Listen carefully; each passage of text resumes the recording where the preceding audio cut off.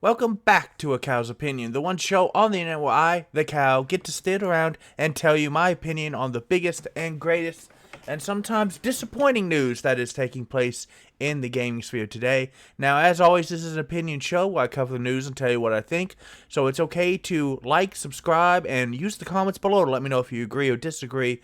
But remember, this is A Cow's Opinion, and it is a moot point. It doesn't matter. And today, something that saddens me but does not surprise me is that the CEO of Comcast has decided that G4 TV will be shut down only a year into its relaunch. And it's literally breaking news. This was posted just 2 hours ago. A lot of news outlets, because it's happening on a Sunday, have not even finished covering it. But a month after suffering a number of key layoffs and departures, the ill-fated attempt to reboot the 2000s gaming channel G4 TV is over, with its owners announcing they'll be shutting the network down. So Deadline is reporting that an email has been sent by David Scott, who is the CEO of parent company Spectator, which is a division of Comcast. And basically he's saying, look, we're not making any money, and we just can't get it done. The few employees that are there are going to be affected and will be given severance between 16 weeks and 6 months based on their tenure with Comcast, which is the parent company. There were not a lot of employees left. If you remember, we covered on the Cows channel a major series of layoffs in an attempt to cost cut, which when you're needing better and more content, getting rid of people is usually not the way to do that. And this was done despite assurances in a subsequent broadcast that there were no plans to scale back the channel's programming, such as Frostgoon and Attack of the Show co-host, Kevin Pereira, have also left shortly afterwards. So Kevin left weeks ago. Kevin Pereira's got a good career and is a pretty good guy. I mean, he was probably one of the more expensive. Now, Frost was, as you know, the host who did I don't want to call it a rant, but she made a fake gaming thing to get people to start talking about her, and then she went on a liberation thing and then basically challenged the fans and said that we were all terrible. And I have no doubt that some people were terrible. She called pretty much all of G4 fans terrible. And then during the layoffs, a month or so ago, she trolled everybody saying, "I'm still here, I survived," which was shown as extremely rude and selfish, given how many of her co-hosts who, basically she and other people have been talking down to the people that were supposed to be watching them. And look, I'm not saying that they didn't have reason to be unhappy with certain things that segments of the fan base were saying. But when you're telling the people you're trying to get, hey, you suck, and by the way, you need to watch, they're not going to do that. And she was fired. They had the completion. You can't really see here. This is a terrible photo. Don't they have a better photo? Because Frost is here. Pereira is looking the wrong way. There's Xavier Woods from WWE. There's Adam Sessler. There is Black Hokage is here. I believe Gerard, the completionist, is right here. They had a really strong lineup. But part of the problem is when they relaunched with the studio alone was a multi-million-dollar investment. There were people on YouTube with a camera. I don't even have a camera and I can get views. And there were people who have not only like $5,000 more worth of stuff than I do, and they get more views than X-Play was. X-Play and G4 TV weren't even making huge money.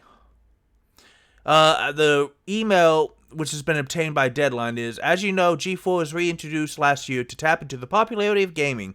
We invested to create the new G4 as an online and TV destination for fans to be entertained, be inspired, and connect with gaming content. They did not put out a lot of content for the sheer number of people working there. And not only that, but, we'll get into that in a second. Over the past several months, we worked hard to generate the interest in G4, but viewership is low and the network has not achieved sustainable financial results. In other words, you did not make enough money to cover expenses. This is certainly not what we hoped for, and as a result, we have made the very difficult decision to discontinue G4's operations effective immediately. One of their staffers was on a plane and found out via a trade news release before the network had a chance to tell her. She was on a plane coming back from her grandfather's funeral. That's not good.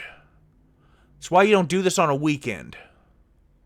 I know this is disappointing news, and I'm disappointed too. Well, you still have your job. I don't think you're that disappointed. I want to thank you and everyone on the G4 team for the hard work and commitment to the network, but we're still firing you. Our human resource team is reaching out to you to provide you with support, discuss other opportunities that may be available, and answer questions you may have. Thank you for all your hard work for G4. Part of the problem I had is that they had so many. They had a G4 channel, they had a Attack of the Show channel, and they had a Let's Play channel. And they just didn't put out a lot of content. G4 especially was supposed to be... When G4 back in the 2000s was in its heyday, it would have like 4 or more half-hour episodes a week. And they would cover like all the newest games. And they do some retro stuff. They do fun skits. It was really fun. But in the relaunch... They wouldn't cover they didn't cover the vast majority. I never understood. They have a multi-million-dollar studio. They had this huge cast of gamers and personalities, but they would not cover most games that were released. I watched Jesse Cox's 5-Minute Gaming News, and on Mondays, he would mention more games being released that week than G4 would mention the entire week over all of their programming. They would... And it just never seemed to make sense. They would say, like, Frost over here, that, hey, man, we respect women a lot more than you do. And then they would have Amaranth in a bikini on Attack of the Show. Now, I'm not saying that, it's not okay to have her there doing that. I understand that that's something people want to see.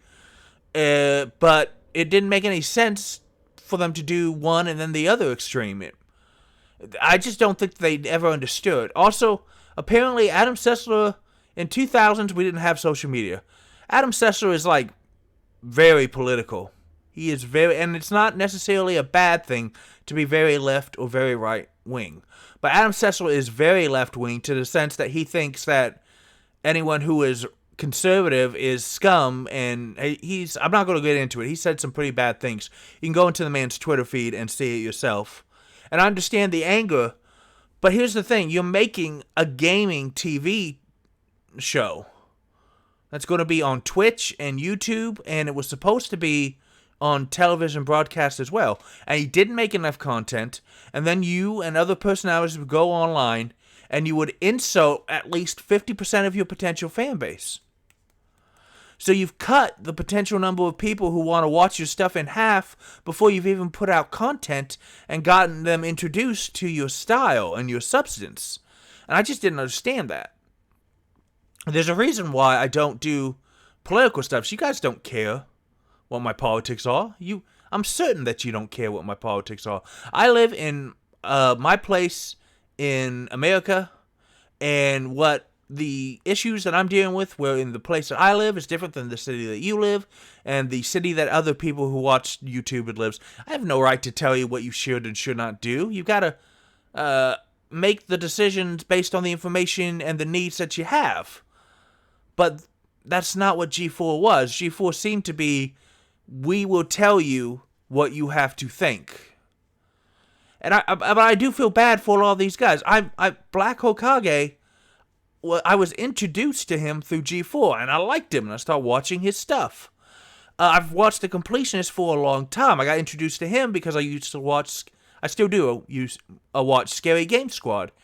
And Gerard had said when G4 was revived, it was his dream job to be on G4. And I feel bad for the man. I mean, he's got a very successful channel. He just hit 1 million followers not that long ago. He had a lot better followers and retention rates than G4 did on any of their channels. And so I'm sure he'll be fine. And in fact, the guy works so hard and so much that maybe having a less busy schedule means poor man can take a nap. But that is just, it sucks that he's losing his dream. And I feel bad for the majority of people who went to work at G4, didn't get political, didn't badmouth fans, and are now out of a job and have to move on to hopefully bigger and better things. I don't know. I honestly can't say what kind of opportunities there are for people right now in this kind of line of work, because I only do this for funds. But that is breaking news, and I thought we should cover it because I love G4 so much, and now it's gone again. And I don't know what's going to happen, guys, but, you know, we're going to go look at some comments because we usually do. Some would say they were canceled because they got woke, which is more uncode for has women in the show and a good sign. But the reality is G4 was a success in the past because it was one of the few shows like it at the time. Now, you can get G4 content basically any one of 10,000 streamers or YouTube channels. It was novel at the time, but now had nothing new to offer. Auden is not necessarily wrong. I don't think that it's because it has women. I think they got very political, but that necessarily did not sound the death. But he's not, or she, just says Auden. They're not necessarily wrong. It was not novel anymore. And again, for the sheer amount of channels and staff that they had, they didn't put out as much content as I thought they would. You should have had a review of every single game launching every single week. You had a staff big enough to play them. Gerard the Completionist completes multiple games in a very short time span. He's amazing at it. But they didn't hope the talented folks there land on their feet. I do too. Hope those who are in the jobs at least get paid wherever they're owed at some form of redundancy comp, given the times. Yeah, they did say that they will get at least 4 weeks, was it? Hang on. At least 60, so at least 4 months. 60. Why did you say 4 to 6 months? Why did you say 16 weeks and 6 months? That makes no sense. But they're at least going to get 4 months of pay, so it's not like they're being thrown out into the street. Sucks for G4, the company totally went in a weird direction that was going to fail when they started. Instead of building all back from the ground, it should have been just a few talking heads. Instead of the kind of, hey, we have a show for TV that doesn't air, because there's nowhere to air it on top of our push onto YouTube and streaming sites. They should have just pushed one item, then expanded it instead of this crazy push into multiple. Yeah, he's not wrong. Nuken House, also not wrong. I don't think doing a YouTube channel with the production value of a regular TV show was a good idea at all. No, it wasn't. The reviews were just also too long to sit through, and they didn't have enough. They're like 30 plus minutes. People aren't going to watch when there are plenty of other YouTube channels. You should have had like a weekly review show, once or twice a week, and then posted the individual reviews separately. Literally, the only thing I've heard about the new G4 is that on the very first episode, the host launched into a deranged hour-long sales pitch, trying to get viewers to buy into a crypto Ponzi scheme. I hadn't heard that. Well, bye. I like the idea and the goals. I never got into it, though, because of the overly gamer vibe. Felt just too immature. G4 TV was so different era. The revival didn't show actual growth for today's era. I'm glad it didn't continue on.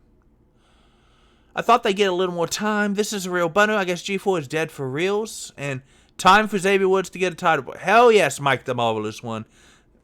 Although, honestly, I don't really care about that because I feel like the other two members of New Day didn't get their title pushes handled the way they should have. That's the thing about WWE. They'll let their fans hotshot people in their titles, and they'll just simmer for a couple months, and then whoever the corporate guys at the top really wanted to push would take the belt off of them in like a squash. That's really sad. Xavier, buddy, you're too beautiful for this world. But that is it, guys. We're going to move on to the next story, and we will see what else we've got cooking up.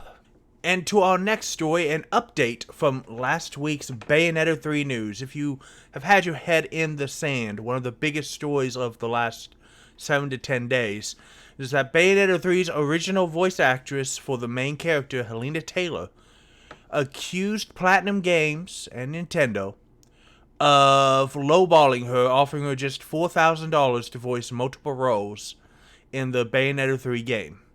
And she turned it down. And we had some, information. We had spent a lot of debate on, is $4,000 for voiceover work legitimate money? We've had people say, well, how many hours of work is that? Because you divide the 4,000 by the number of hours, it tells you how many hours you get paid. And there's a lot. I don't think it's definitely not a legitimate number for the amount of hours that she would have had to work. $4,000 is a lot of money until you divide it by the number of hours. If it was like 4,000 hours of work, it would be $1. So it's not that bad of a ratio, but you do have to look at it in contracts. However, today there has been an update, according to Bloomberg of all people, and later corroborated by Video Games Chronicle, Platinum Games actually did want Helena Taylor back and offered to pay somewhere between $3,000 and $4,000 per 4-hour session for at least 5 recording sessions, meaning they were offering her a minimum of $15,000 to $20,000. Now, that is up to $1,000 an hour, which is a much better pay rate. They were offering a minimum 5 sessions, which means the least amount, even if they only did 4-hour long sessions. I'm sorry, excuse me. Even if she only did 20 hours of work for $3,000 for every 4 hours, she would have been guaranteed a minimum of $15,000, which is almost 4 times as much as she said. And that is at least. So there's a chance that it could have been more. And it's a chance that the money could have been $4,000, which means it would have been minimum $20,000, which would have been 5 times the amount. Now, evidence of Platinum's offer to Taylor was reviewed and verified by Bloomberg reporter Jason, and I'm going to Schreier? I'm butchering your name. I apologize, Jason. Now, sources close to the matter also told Bloomberg that the negotiations fell apart because she requested a 6-figure fee, and she also wanted residuals, which is, if you don't know, that's not something that anime and voice actors get. Even in Japan, I think, where it's much more respected nowadays. I don't think that's common. But basically, if the game sold a lot of copies, if you have sales of this much, I want a bonus. And, which is, there's a big gap between at least $20,000 and at least $100,000. 6-figure fee is, 6 figures. So she wanted at least $100,000. Now, it could be between $100,000 and $999,999. I don't think it was anywhere close to the top of that. It was probably closer to $100K.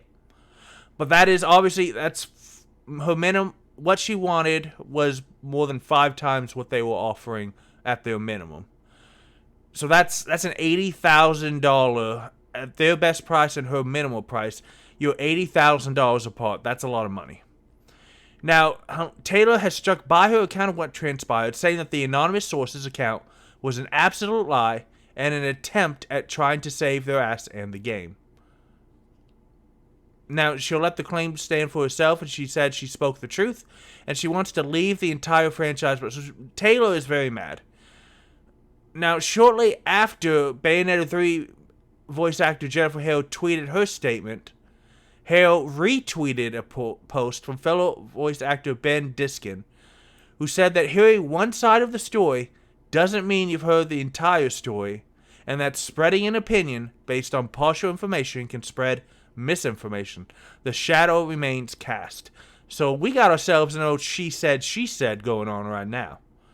Because Helena Taylor says that she was massively lowballed for Bayonetta 3. And now Platinum Gaze and Jennifer Hale, if for those of you who don't know, she's been attacked a little, both for taking the role and for not supporting Taylor. But Jennifer Hale has worked in voice acting for a very long time, and I'm inclined to give her some benefit of the doubt because she has a very good reputation. She isn't known to be terrible to her peers. She isn't known to be terrible to the fans. She has a very good rep. So she's taking the company side and saying that Taylor is not correct. There's a very good chance that Jennifer Hale is right and Taylor's. I don't know who's right or wrong. As this article's update confirms, the shadow remains cast. We don't know for sure who's right or who's wrong. Because of the difference between what Taylor is saying and what Platinum and Hale are saying, somebody's not being completely honest. I can't tell who. But it's a very interesting... We got ourselves a sticky wicket, as they would say. Nobody says that, but it fits. It doesn't fit at all. I don't know. This is very interesting, though, because I thought this was... And we've heard a lot of bad things about video game companies in the past year and a half. It's been a lot of negative news. Because of that, everyone's like, oh, no, Platinum Games is bad too. Maybe Platinum Games isn't so bad. Now, again, I'm not 100% sure, if 3 to 4K for a 4-hour session, for at least 5 recording sessions for 15 to 20, that for a total of at least $15,000. That's the, we'll just say that it could be 15 to 20 minimum. And if they needed more sessions, she would have been paid more. So 15,000 and 4,000 is a big difference apart. Now Platinum's coming saying, hey, it wasn't we were offering 4K and she wanted living wage. We were offering at least 15K and she wanted at least $100,000 and residuals. Now, that's something that voice actors have tried to get previously, and in fact, they were really arguing that they deserved it. The problem is that even a lot of game developers don't necessarily get residuals based on sales, because a lot of smaller developers have to use bigger publishing companies to help bring their games to market. And they make a deal to where they get a percentage of the game. But these developers don't always have the authority or the reputation or the muscle to say, also, we want a bonus if we hit certain sales totals. We want residuals. So, I'm not trying to shade voice actors. There are some very wonderful voice actors, and they do a phenomenal job. But when the developers can't get residuals on a lot of the games that they make, I don't think that the voice actors should be able to either until the developers do, at least, if not before. I got a lot of respect for voice actors, but as much passion and heart you put into that character, those developers are working a lot longer. And yeah, they have hourly or salary jobs, but video game development can be a risky business too. And they, on average, do not make as much as voice actors. I don't think. It's a very interesting conversation. But yeah, if a developer doesn't get a residual, then I didn't think the voice actors were going to get residuals. And for the most part, a very powerful voice actor on a very iconic role that they help make might be able to do that. But for the most part, no. Just like a very good development house can get residuals, but for the most part, no. So we shall see. My initial thoughts right now on this update, I don't think Bayonetta 3 is going to have much of a boycott anymore. I think that this has turned into one side says this, one side says that. And the second side is giving gamers cover to buy Bayonetta 3 again and not worry about... Because now you got Jennifer Hale and Platinum Games, both of whom are really loved by fans, giving you cover. And I don't necessarily think they're lying either. I would be very interested to try to figure it out. And again, we talked about this, how confusing it was last time. Because Jennifer Hale is a top-tier voice actress. She was not doing that game for just $4,000. So they have, interestingly enough, not said, and it's not, they signed a contract. Platinum Games doesn't have to reveal how much they paid Jennifer Hale. Jennifer Hale does not have to tell us how much she got paid for. It's their business. If her total was, if I were them though, and her total was approximately this, or not necessarily too much higher, even though she's I would just hey, here's the proof that we paid Jennifer Hale what we offered Taylor with extra thrown in because Jennifer Hale is a lot more established in the video game industry. And that would just shut down the whole argument. But we shall see. Hey everybody, welcome to the next video on the channel. I almost said back, but you're still here because that's how editing works. And after years of no Silent Hill, Konami said, you know what? All of the Silent Hill. You are getting so much Silent Hill that some of you people out there are probably going, what the hell is Silent Hill? And that is understandable. So Silent Hill was way back in the early PS1 days, PS2 days. Very, very good horror franchise, scary game, awesome psychological horror. It still had action, monsters, and fights, but it was much more psychological and disturbing than, say, Resident Evil's slowly evolving into more run and gun, although they do seem to be toning that down just a bit to make sure they keep the horror on that franchise. And for a while, Silent Hill just went away. We had a brief amount of hope a few years back because of the infamous PT, or playable trailer, from the wonderful game maker Hideo Kojima, and he just showed us how it should be. It was his goal for a new Silent Hill, and he had Norman Reedus cast as the main character, and we were all super excited. And then Konami took a giant dump on all of its video game fans, said, you know what, video games aren't profitable anymore. Stopped making games, focused more on pachinko and other non-gaming things within Japan, and Hideo Kojima and Norman Reedus made Death Stranding, which is a fantastic game. It's got, people have criticized it, but overall, it's a very fun game. And there was no Silent Hill anymore until recently, because yesterday there was a Wednesday the 19th, for those of you who are watching this over the weekend, there was a very, very, very big, wonderful, and cool meeting. Not meeting. I'm in work mode, I apologize. But there was a really wonderful event online, and all of a sudden Konami said, you want Silent Hill? Boom. And also boom, boom, boom, boom, boom. They just kept dropping bombs. And it's gotten me really excited, so I would like to talk about it. First of all, oh my god, it started off with the shot of the Silent Hill protagonist James Sunderland, because right now Silent Hill 2 Remake is going to be available for your PS5, and it's being developed by the wonderful Bloober team, who makes wonderful things, and it's going to be locked to PlayStation and PC for 12 months after launch, which is kind of cool. That can be on, so I recently watched Scary Game Squad replay this, but if the remake is as good as it looks, maybe it'll be on the channel. Don't know. It is looking really fantastic. The Silent Hill transmission was what they had, and the producers and everything started talking about it. It'd been rumored for the last couple of weeks that, hey, Silent Hill 2 is finally getting a remake, and Bloober Hill's going to do it. But oh my god, that's not all, because No Code, who also makes great psychological horror games, has made Silent Hill Towerfall. Now, they're not talking a lot about the game recently, but I've seen No Code's work. It's really good, and I think they can do some really fantastic things playing around in the Silent Hill universe.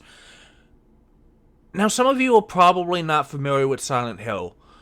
Nobody knows what Silent Hill is, and in fact, it's not really a physical location that you can go to. It's just people in great emotional and psychological horror and stress accidentally find their way into an ever-changing town where their nightmares torture them. And there's been Silent Hill The Room, where the protagonist wakes up one day and just finds himself locked in a room.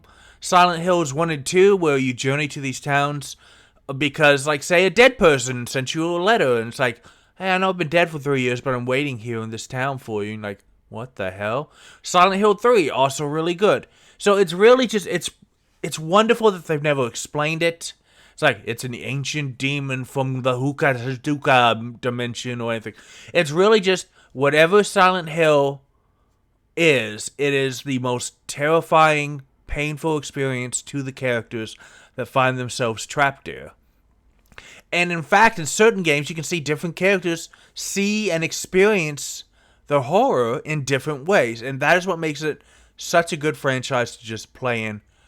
We also have, you guys, Return to Silent Hill, which tells the story of a young man coming back to the town only to find nightmares. This is by Christopher Gans, who is the writer-director of the movie 2006 Silent Hill. This ain't a game, this is a movie, Return to Silent Hill. It's his sequel after 15 years. What? Now, I've seen the movie, and it's not like mind-blowingly great, but it was actually a really good movie, a faithful adaptation, and it had an ending I didn't really see coming.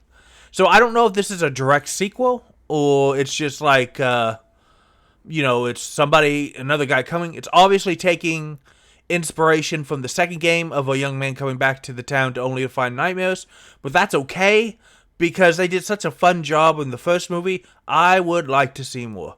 We also have Silent Hill merch, like shirts and statues, before another project, Silent Hill Ascension. The project is a live, real-time interactive series that sounds akin to Until Dawn. If you don't know what Until Dawn is, it's a wonderful franchise that has also had The Quarry and the Dark Pictures Anthology series of minigames. which is, a bunch of people find themselves in a situation, sometimes magical, sometimes psychological, sometimes just horror. The Devil in Me is fixing to come out. It's the last of the anthology, but basically you have to find clues, and then you have things like quick time events and other things. It is probably really great because you can change outcomes, be part of the scenes, and change the Silent Hill canon. It's coming out next year. There's a lot of Silent Hill, and I'm actually honestly amazed that Konami is letting all these people who love Silent Hill and can do a good job play in here. Because there was one final announcement. So far, we've only talked about what Konami is allowing and working with other companies to do. The Silent Hill 2 remake, Townfall, Ascension, the merch, the film. But Konami is not doing any of that because Konami is making a new Silent Hill F. I don't know what that even stands for, but it's probably not good for a lot of people. Serene footage showed a young girl exploring a foggy town and seems to take place in like 1960s Japan, if we're reading the trailers correctly. And slowly invasive tendrils make themselves known, followed by the very colorful, all-consuming fungal or floral growth. The brief trailer ends on a shot of the girl's newly plant-infested corpse, just as its face slobs off. It's being developed by Neoboards Entertainment and some really cool stuff, and produced by a former Nintendo developer, which probably means he's just really good at his craft. Before you hit, Nintendo can't make anything. Nintendo makes some really great games. This is going to be phenomenal. So that's even something else that nobody expected, an all-new Silent Hill. So, the remake of Silent 2 has been rumored for a while, like I said, and in May of this year, they had screenshots with the Layers of Fear developer Bloober team attached to the project, and then announced a month later a totally separate horror game within the Layers of Fear universe that appears to be a reboot. But they are now leading development on Silent Hill 2 Remake. Konami's going to publish, and it's a PlayStation exclusive after it launches, but again, it will be available on PC. Probably day and date. The consoles don't... PlayStation, Nintendo is starting to do this too, because Octopath Traveler is going to be coming out day and date next year. God, I have too many games to play. I don't know how I'm going to play them all. Octopath Traveler 2 is coming out day and date with the launch on Nintendo Switch. The Japanese game companies don't consider PC to be a massive competitor, and Microsoft actually encourages you to play on PC. So they really don't care. You just get to play how you want, and that's cool. So Silent Hill 2 was 2001 for your PlayStation 2, guys. It was really cool. Protagonist James Sunderland visiting the doomed town after receiving a letter from his previously deceased wife Mary. As you can imagine, following the trail leads nowhere good, and we gradually learn that Sunderland is a very, very broken man. That is a theme that you're going to see in the movie, in these side games that the wonderful people are making, and in this remake, and in this all-new game. Silent Hill is what happens where you find yourself when you reach the very depths of depravity and despair and depression and pain. And it's really hard to survive. And gets really, really freaky because the rules of reality do not apply here. So various sequels followed over the years, each with their own strengths and weaknesses, but Silent Hill 2 went down as a particular fan favorite for its fantastic atmosphere, terrifying situations, and psychological depth. It also served as the first appearance of beloved antagonist Pyramid Head, who, by the way, was shown in some of these trailers, and wonderful. Guys, it has been a while since we got Silent Hill 2. We have a lot of comments. And yeah, I haven't played the games and things that seem perfectly. These guys are just attacking Bloober team, saying that they don't really know. I'm pretty sure that Konami's not going to let this franchise come out without 100% making sure that it's good. So I'm not worried about it. But guys, we have multiple games. We have remakes. We have new games from people who understand how psychological it is. We have, think about a remake for Silent Hill 2. We have 3 games, Townfall and Ascension, and Silent Hill F, and we get a movie, and they've got merch. This is just fantastic. Yeah, Towerfall and Ascension are the other 2 games. I know what I'm doing. I run a channel. Not a very good channel, but it's a channel. So, guys, that is it. Let me know. Are you excited? Do you want more Silent Hill? I think you do. You just don't know it. But have you ever played Silent Hill before? Either, just on a whim, or you're old enough to have played one of the original games? Just let me know in the comments below, you guys. We're going to continue on with our news. Man, I'm so excited. Silent Hill is going to be amazing. And in our last little bit of news, something that I have been wanting a long time, Resident Evil says maybe to Code Veronica. Now, for those of you who don't know, some games like 1 and Resident Evil 4 have been remastered, remade a lot. This article also reminds us that Alan Wake got remastered. Konami's finally working on other Silent Hill 2 as well as other stuff. Capcom's doing Resident Evil 4. But Resident Evil Code Veronica is something that people have really wanted. Now, a revelation comes from a new interview with producer Yoshiaki Hirabayashi. I'm probably ruining your name. I apologize. But when asked about the possibility of a refreshed Code Veronica, said that he's currently focused on Resident Evil 4 remake project. However, he did leave the door open to a possible future remake, saying that opportunity comes maybe. Now, that's pretty big because Capcom has not told us anything about that. For those of you who don't know, Resident Evil games are really beloved. And fans are disappointed but not surprised. Resident Evil came out for the Dreamcast. In fact, one of the reasons why I got a Dreamcast is because I wanted to play Resident Evil. And the Kotaku staffer notes that for some fans of the series, this is the real sequel to Resident Evil 3. For those of you who don't know, Resident Evil 2. Because Resident Evil 3 was very short, a bit more actiony than scary, and kind of, it used a lot of the same assets so they could have a really quick turnaround. Now, it focuses on the Redfield siblings finally coming together, and was really fantastic, but got labeled as a spin-off because of political reasons between Capcom and the console manufacturing company, Sega, game designer Mikami said in a 2020 interview. Personally, I want it to be a number title. So, and lots of people have remade Resident Evil Code Veronica themselves.